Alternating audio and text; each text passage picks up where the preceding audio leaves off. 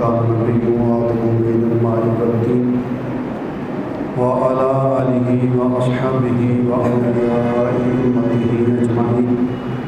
قال الله تبارك وتعالى في القرآن المجيد في شأن حبيبه مخبرا وعاملا إن الله وملائكته يصلون على النبي يا أيها الذين آمنوا صلوا عليه وسلموا تسليما.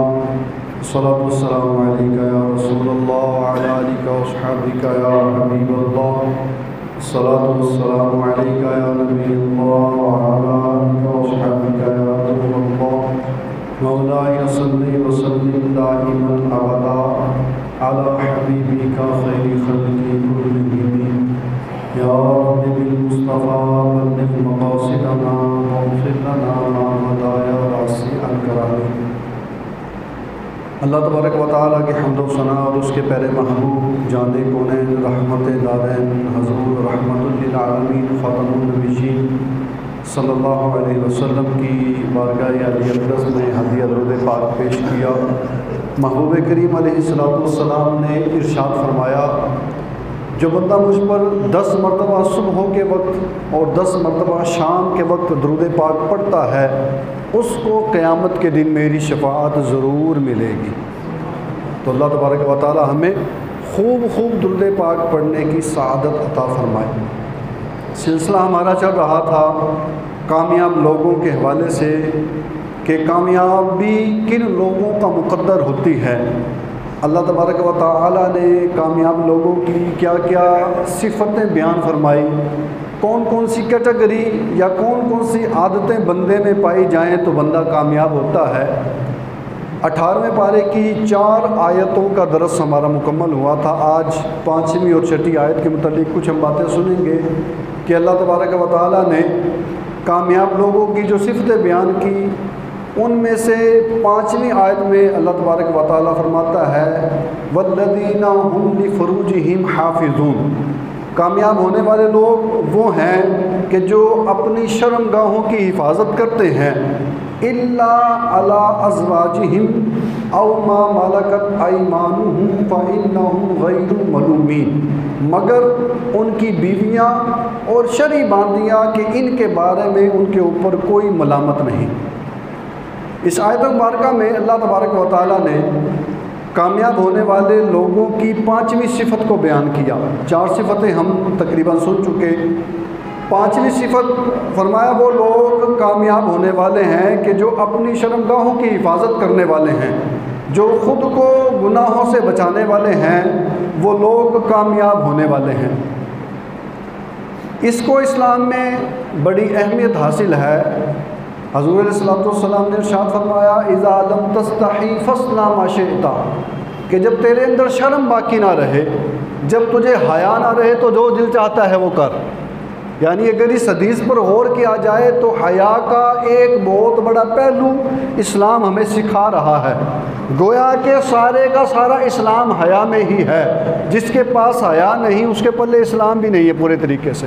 تو محبوب علیہ السلام نے فرمایا جب تیرے اندر حیا باقی نہ رہے فاصنع ما شئت، تو تیرا جو دل چاہتا ہے تو وہ کر لے. حیا چیز کیا ہے؟ حیا کی تعریف میں علماء کرام نے لکھا حیا ایک ایسا وصف ہے جو انسان کو ہر اس کام کے کرنے سے بچنے کی طرف لائے کہ جو رب کو بھی ناپسند ہو، جو لوگوں کو بھی ناپسند ہو. آج ہمارے معاشرے میں یہی چیز کم ہو چکی ہے. آج ہمارے معاشرے میں حیا تقریباً ختم ہو چکی ہے. پچھلے دنوں یہ جو مارچ وغیرہ ہوا اس میں حیا کا ٹھیک ٹھاک جنازہ نکالا گیا. آج معاشرے میں پاک دامن رہنا قدرے مشکل ہو چکا ہے.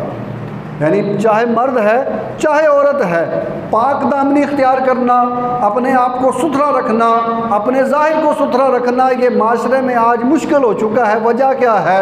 وجہ ہم لوگ ہی ہیں. ہم لوگ کیسے کہ ہم نے معاشرے میں الٹی سیدھی رسم و رواج کو پالا ہوا ہے. معاشرے میں الٹی سیدھی رسم و رواج کو ہم نے بلند کیا ہوا ہے. شادی کو لے لیں، اگر لڑکی والے پریشان ہیں تو لڑکے والے بھی پریشان ہیں. لڑکی والے پریشان ہیں کہ جہیز کیسے بنانا ہے، لڑکی والے پریشان ہے کہ بیٹی کا سامان کیسے پورا کرنا ہے، لڑکی والے پریشان ہے کہ بیٹی کو سامان دے کر نہ بھیجا تو آگے والے تانے دیں گے، اور ادھر لڑکے والے پریشان ہے کہ نوکری نہیں لگ رہی تو کسی نے لڑکی نہیں دینی، نوکری نہیں لگنی تو کسی نے نکاح نہیں کروانا، نوکری نہیں لگنی تو تب جب تک میں کام نہیں کروں گا میرے ماں باپ آگے بڑھ کر میرے لیے کوئی رشتہ نہیں ڈھونڈیں گے۔ یعنی ہم نے پاک دامن رہنے کو خود ہی مشکل کر دیا اور گناہوں کو خود ہی آسان کر دیا۔ حالانکہ نکاح یہ نہیں ہے، نکاح تو یہ ہے کہ جو شوہر عورت کو حق مہر دینے پر قادر ہے فرمایا اس کا نکاح کر دو، اور حق مہر پر اگر گفتگو کی جائے تو یہ بھی بہت بڑی گفتگو ہو جائے گی۔ شریعت نے جو حق مہر مقرر کیا کم سے کم 10 درہم، جس کی آج کے اعتبار سے تقریباً 4000 روپے اماؤنٹ بنتی ہے، کم سے کم یہ ہے حق مہر۔ زیادہ اگر اللہ نے آپ کو توفیق دی آپ جتنا بھی دے سکتے ہیں، لیکن شریعت نے جو تعلیم دی ہے نکاح کرنے کی وہ یہ تعلیم نہیں کہ جب تک 400 بندہ برات میں نہیں آئے گا تو شادی نہیں ہوگی۔ شریعت نے جو نکاح کی تعلیم دی ہے وہ یہ تعلیم نہیں کہ جب تک 400 بندہ ولیمے میں نہیں آئے گا تو ولیمہ نہیں ہوگا، بلکہ شریعت نے تعلیم یہ دی ہے۔ خود مصطفیٰ نے جب نکاح فرمایا، مصطفیٰ کبھی کھجوریں کھلا کے ولیمہ فرماتے ہیں، صحابہ کو کھجوریں کھلا دی، نکاح کرنے کے بعد یہ حضور کا ولیمہ ہو گیا۔ آج ہم کہتے ہیں نہیں جی، ناک رکھنے کے لیے جب تک 400 بندوں کو میرج ہال بک کروا کے اعلیٰ قسم کا کھانا نہیں کھلائیں گے تو ہمارا ولیمہ ہی نہیں ہو سکتا، اعلیٰ قسم کا اگر کھانا نہیں کھلائیں گے تو ہماری برات ہی نہیں ہو سکتی۔ تو یہ چیزیں ہم لوگوں نے خود اپنے آگے آڑ بنا کر کھڑی کر لی ہیں، در حقیقت ان کا دین اور اسلام سے کوئی تعلق نہیں۔ آج شادی کو اس قدر مشکل کر دیا کہ لڑکا شادی کرنے کے لیے کماتے کماتے بوڑھا ہو جاتا ہے، اور لڑکی جہیز کے چکر میں بیچاری اس کی بھی عمر گزر جاتی ہے، اور پھر معاملہ کیا ہوتا ہے؟ پھر معاملہ یہی ہوتا ہے کہ نہ لڑکا پاک دامن رہ پاتا ہے اور نہ ہی لڑکی پاک دامن۔ اپنے آپ کو بچانے کے لیے ہمیں کرنا کیا ہوگا؟ ہم نے اپنی شادیوں کو ستھرا اور سادہ کرنا ہوگا۔ جب ہماری شادیاں ستھرا اور سادہ ہو جائیں گی تو انشاءاللہ معاشرے سے گناہوں کا مرض ختم ہو جائے گا۔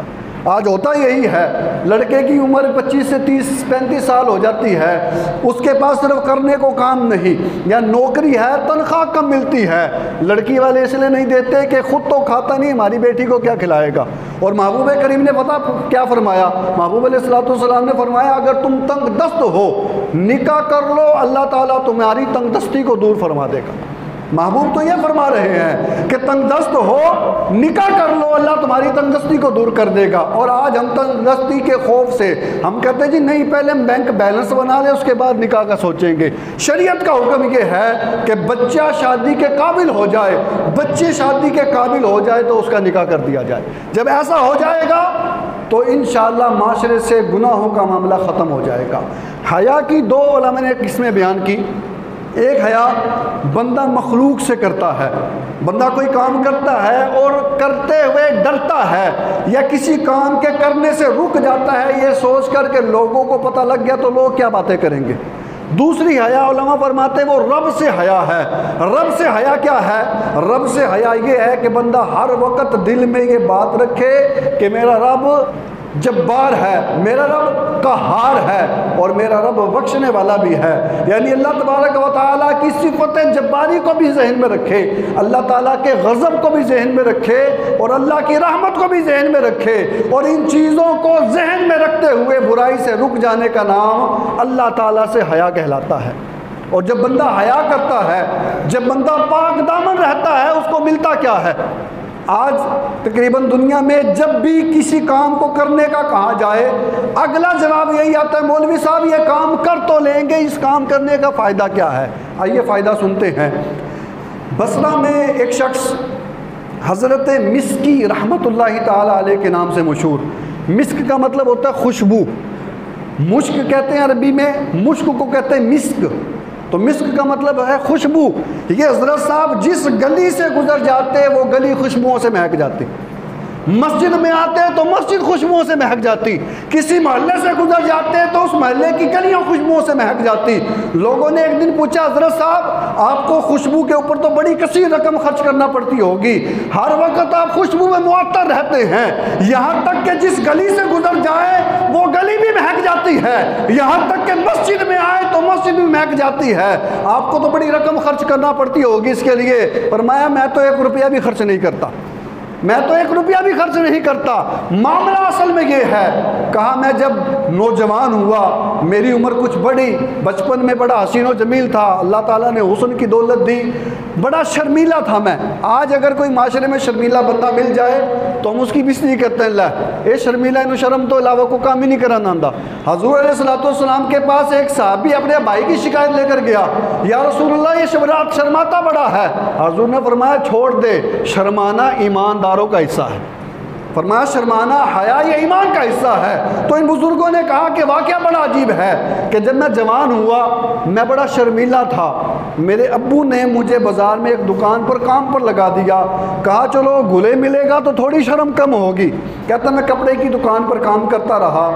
ایک دن ایسا ہوا ایک بوڑھی ماں آئی، اس نے کچھ کپڑے نکلوائے اور دکان کے مالک کو کہا کسی کو میرے ساتھ بھیجو، میں کپڑے گھر لے جاتی ہوں، جو کپڑے پسند آئیں گے وہ رکھ کے ان کے پیسے دے کے باقی کپڑے آپ کو واپس کر دیے جائیں گے۔ یہ کہتے ہیں کہ اس وقت مالک دکان نے مجھے بھیجا اور میں اس بڑھیا کے پیچھے پیچھے ایک محل میں داخل ہو گیا۔ محل کے جب دروازے کھولے تو دیکھا سامنے ایک بڑی حسین و جمیل عورت بیٹھی ہے، حسین و جمیل لڑکی بیٹھی ہے۔ اس لڑکی کا مجھے دیکھتے ہی میرے ساتھ برا فعل کرنے کا ارادہ ظاہر ہو گیا۔ اس لڑکی نے جو ہی مجھے دیکھا اس نے میرے ساتھ برا کام کرنے کا ارادہ ظاہر کیا۔ اب کہتا ہے میں اللہ تعالیٰ سے ڈر رہا تھا، دل میں خوف تھا کہ میں اگر اس لڑکی کے ساتھ منہ کالا کرتا ہوں تو میں اپنے رب کو کیا منہ دکھاؤں گا، لیکن وہ لڑکی کسی طرح نہ مان رہی تھی۔ یہ کہتا میں نے پھر سوچا میں کیا کروں، ذہن میں یہ آئیڈیا آیا، یہ ترکیب آئی۔ کہتا میں واش روم جانا چاہتا ہوں، بیت الخلا جانا چاہتا ہوں۔ اس لڑکی نے آواز لگائی تو چاروں طرف سے لونڈیاں اس کی کنیزیں آ گئی۔ اس لڑکی نے کہا اپنے آقا کو باتھ روم میں لے جاؤ، بیت الخلا لے جاؤ۔ اب یہ کہتے ہیں میں بیت الخلا جا کر یہی سوچ رہا تھا کہ میں اگر باہر نکلتا ہوں تو گناہ میں مبتلا ہو جاؤں گا، اور اس لڑکی کے ساتھ منہ کالا کرتے ہوئے مجھے رب سے شرم آ رہی تھی۔ میں یہی سوچ رہا تھا کیا کروں کہ ایک ترکیب ذہن میں آئی، وہ یہ کہ بیت الخلا میں جو نجاست تھی کہتے میں نے اپنے سارے جسم پر لگا لی، اور باہر جو لونڈیاں جو کنیزیں کپڑا اور پانی لے کر کھڑی تھی ان کی طرف آنکھیں نکال کر بڑھا تو وہ ڈر گئی اور مجھے پاگل دیوانہ کہہ کر کپڑے میں لپیٹ کر ایک ویرانے میں ڈال آئی۔ کہتے جب میں نے یہ یقین کر لیا کہ وہ مجھے چھوڑ کر جا چکی ہیں، میں اٹھا، پانی کے قریب آیا، اپنے آپ کو پاک کیا، خود سے پاکی کو نجاست کو دور کیا اور گھر چلا گیا، اور یہ واقعہ میں نے کسی کو نہ بتایا۔ اسی رات میں نے کہتا خواب میں دیکھا کوئی کہنے والا کہتا تھا کہ تجھ کو حضرت یوسف علیہ السلام سے کیا ہی خوب نسبت حاصل ہو گئی ہے۔ حضرت یوسف علیہ السلام کے ساتھ بھی جب یہ معاملہ ہوا تو آپ نے بھی اللہ تبارک و تعالیٰ کا خوف ظاہر کیا۔ تو کہتے ہیں کوئی کہنے والا کہتا تھا تمہیں کیا ہی حضرت یوسف علیہ السلام کے ساتھ نسبت حاصل ہے، اور اس کہنے والے نے پوچھا تم مجھے جانتے ہو میں کون ہوں؟ یہ بزرگ کہتے ہیں میں تو نہیں جانتا۔ وہ کہنے والا کہتا میں اللہ کا فرشتہ جبریل ہوں۔ یہ کہہ کر اس نے میرے پورے جسم پر اپنا ہاتھ پھیرا، کہا ان کے ہاتھ لگنے کی دیر تھی، تب سے لے کر آج تک میرے جسم سے خوشبوئیں آ رہی ہیں۔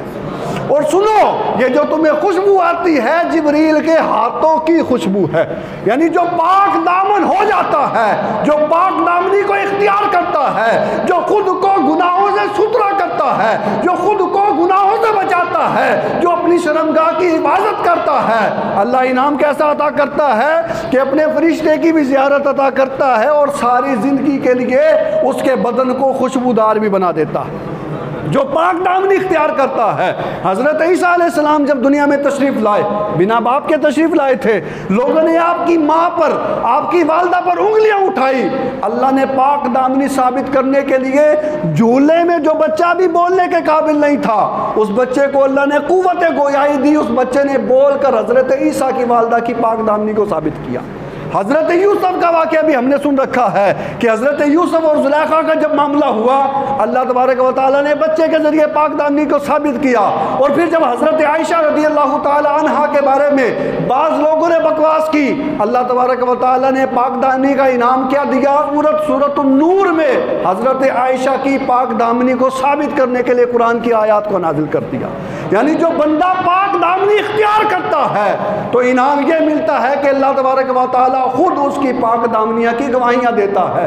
بندہ پاک دامنی اختیار کرتا ہے تو انعام یہ ملتا ہے، اللہ کی بارگاہ سے اعلان ہوتا ہے کہ بندو اگر تم پاک دامنی اختیار کرو گے گے تو جاؤ، میری طرف سے یہ خوشخبری ہے کہ تم پاک دامن رہ کر زندگی کو گزارو، قیامت میں تمہیں کامیابی کی سند میں عرب عطا کر دوں گا۔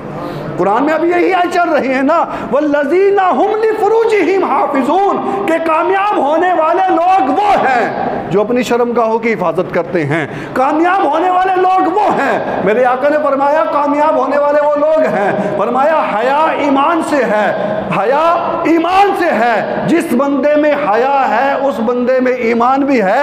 جب ایک چیز رخصت ہو جاتی ہے تو دوسری چیز بھی رخصت ہو جاتی ہے۔ میرے آقا علیہ السلام نے ارشاد فرمایا حیا جنت سے ہے، حیا کا تعلق جنت سے ہے۔ جو بندہ حیا دار ہوتا ہے، حیا اس بندے کو جنت میں لے جاتی ہے۔ اور بدکاری، بے حیائی، فرمایا یہ برے اخلاق میں سے ہے، اور برے اخلاق والوں کا ٹھکانہ دوزخ ہے۔ میرے آقا نے فرمایا حیا ایمان کا شعبہ ہے، حیا ایمان کے شعبوں میں سے ایک شعبہ ہے۔ میرے آقا نے فرمایا جو بندہ حیا کرتا ہے اللہ اس کے ساتھ بھلائی کا وعدہ فرما لیتا ہے۔ حیا میں میرے آقا نے فرمایا خیر ہی خیر ہے۔ جو بندہ جتنا زیادہ با حیا ہوگا اللہ کی بارگاہ سے اتنی ہی برکتیں اس کے اوپر نازل ہوں گی۔ میرے آقا علیہ السلام نے ارشاد فرمایا حیا ایمان کا جز ہے، اور ایمان جنت میں لے جاتا ہے، اور بے حیائی بدکاری ہے، اور بدکاری دوزخ میں لے جاتی۔ اللہ تبارک و تعالیٰ نے حیا دار لوگوں کے لیے اپنی عفت کی، اپنی عزت کی، اپنی شرمگاہ کی حفاظت کرنے والوں کے لیے یہ خوشخبری ارشاد فرمایا جو اپنی شرمگاہوں کی حفاظت کرتا ہوگا، اپنی عفت کی پارسائی کرتا ہوگا، اپنی عزت بچاتا ہوگا، اپنے آپ کو تہمت سے بچاتا ہوگا، میرا یہ اعلان ہے کہ ہم اس کو کامیاب لوگوں کی صف میں شامل کر دیتے ہیں۔ اللہ تبارک و تعالیٰ نے 3 طرح کی مخلوق پیدا کی، 3 طرح کی مخلوق۔ پہلی مخلوق جس کو اللہ نے عقل دی ہے، شہوت نہیں دی۔ دوسری طرح کی مخلوق اللہ نے اس کو شہوت تو دی ہے پر عقل نہیں دی۔ تیسری طرح کی مخلوق اللہ نے اس کو عقل بھی دی ہے، شہوت بھی دی ہے۔ تو وہ پہلی مخلوق جس کو اللہ نے عقل تو دی ہے، شہوت نہیں دی، اس مخلوق کو فرشتے کہا جاتا ہے۔ تو وہ مخلوق کہ جس کو اللہ نے عقل تو دی ہے، شہوت نہیں دی، ان کو فرشتہ کہا جاتا ہے۔ اور وہ مخلوق جس کو اللہ نے عقل نہیں دی، شہوت دے رکھی ہے، وہ جانور ہیں، چوپائے۔ اور وہ مخلوق جس کو عقل بھی ہے، دی ہے، اور شہوت بھی دی ہے، وہ حضرت انسان ہے۔ اب فرشتوں کے پاس شہوت نہیں، وہ بری ہیں۔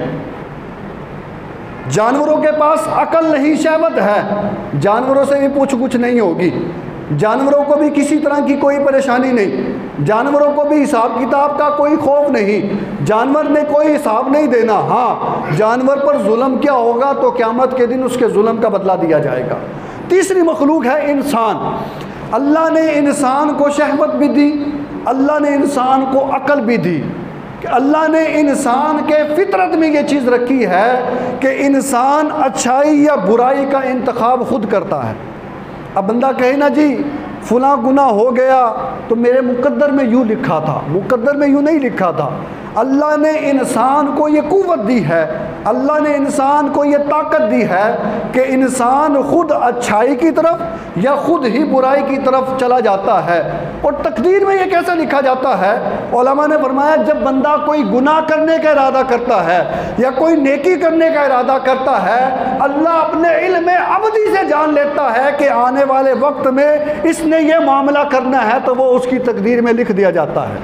یعنی انسان کو اللہ نے اچھائی کی قوت بھی دے رکھی ہے، اللہ نے برائی کا مادہ بھی انسان کے اندر ڈال رکھا ہے۔ اب یہ انسان کے اختیار میں ہے کہ پاک دامن رہتے ہوئے زندگی گزار کر بخششیں پانا چاہتا ہے یا اپنے دامن کو داغدار کر کے قبر میں عذاب میں پھنسنا چاہتا ہے۔ آج ہمارے معاشرے میں، شروع میں نے یہ بات کی، برائی کرنا آسان ہو چکا ہے اور نیکیوں پر پابند رہنا مشکل ہو چکا ہے۔ بندہ جب کوئی برائی کرتا ہے نا، یہ سوچ لے لذت ختم ہو جائے گی۔ 2 جملے، لذت ختم ہو جائے گی مگر گناہ باقی رہے گا۔ لذت وقتی طور کی ہے، فرمایا لذت ختم ہو جائے گی لیکن گناہ باقی رہے گا۔